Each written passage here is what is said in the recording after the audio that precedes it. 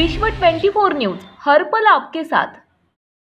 Sir, नेपाळमध्ये शिवछत्रपती प्रतिष्ठानच्या प्रमुख सल्लागारपदी आपली नियुक्ती झाली, काय सांगाल? छत्रपती शिवाजी महाराज हे आपल्या सगळ्यांचं आणि हिंदुस्थानचं दैवत आहे, पण देशाच्या पलीकडे देखील त्यांचा शौर्य पराक्रम, त्यांचा राज्यकारभाराचं विचार करणारे, त्याचं फॉलो करणारे लोक देखील आहेत। आणि नेपाळमधल्या लोकांनी पुढाकार घेतला। तिथल्या काठमांडूच्या तरुणांनी इच्छा व्यक्त केली की शिवछत्रपती प्रतिष्ठान आम्ही स्थापन करतो आणि आपण आपल्या उपस्थितीमध्ये ती करू आपण। आणि त्यामुळे मी नेपाळला जेव्हा गेलो त्या ठिकाणी या प्रतिष्ठानची स्थापना झाली। छत्रपती शिवाजी महाराजांचं पूजन करून ही कमिटी देखील स्थापन झाली आणि मला अत्यंत आनंद वाटतो की आज आपल्या दैवताला त्या ठिकाणी त्यांचा विचाराचा प्रसार होणार आहे। त्यांनी केलेल्या शौर्य आणि पराक्रमाची प्रेरणादायी इतिहास जो आहे तो तिथल्या तरुणांपर्यंत देखील या संस्थेच्या माध्यमातून पोहोचणार आहे। मी देखील त्यांना आश्वस्त केलं की छत्रपती शिवाजी महाराजांचं सगळं कार्य जे आहे ते गड किल्ल्याभोवती आहे आणि त्याच्यामुळे हे गड संवर्धनाचं काम जे आहे ते आम्ही देखील महाराष्ट्रामध्ये करतो सह्याद्री प्रतिष्ठानच्या माध्यमातून।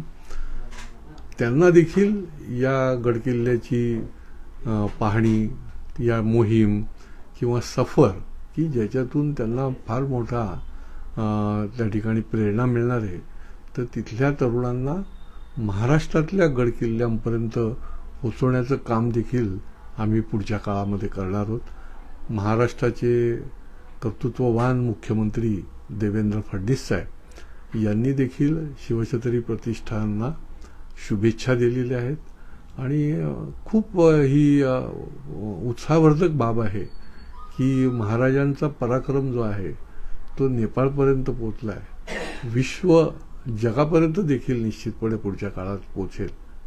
सर, एक शेवटचा प्रश्न, सह्याद्री प्रतिष्ठानच्या माध्यमातून महाराष्ट्रात आपण मागील अनेक वर्षापासून काम करताय।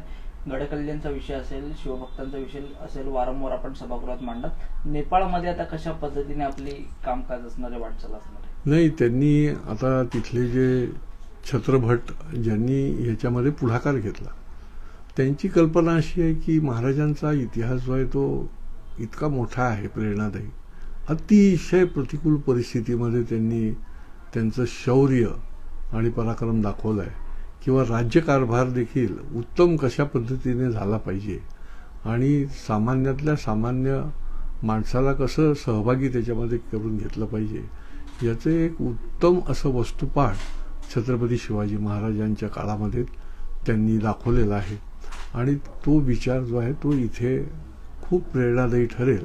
त्यांना त्यांची कल्पना आहे की जिल्ह्यामध्ये विविध उपक्रमाद्वारे, प्रबोधनाद्वारे, मार्गदर्शनाद्वारे, कारण की छत्रपती शिवाजी महाराजांची एक मॅनेजमेंटची देखील एक वेगळं स्किल होतं, नुसतं युद्धनीतीचं नाही तर एकूणच राज्यकारभाराचं मॅनेजमेंट कसं असलं पाहिजे, तर त्याचा देखील त्या ठिकाणी वस्तुपाठ त्यांना मिळणार आहे आणि त्या दृष्टीने ते त्या ठिकाणी कार्यरत राहणार आहेत।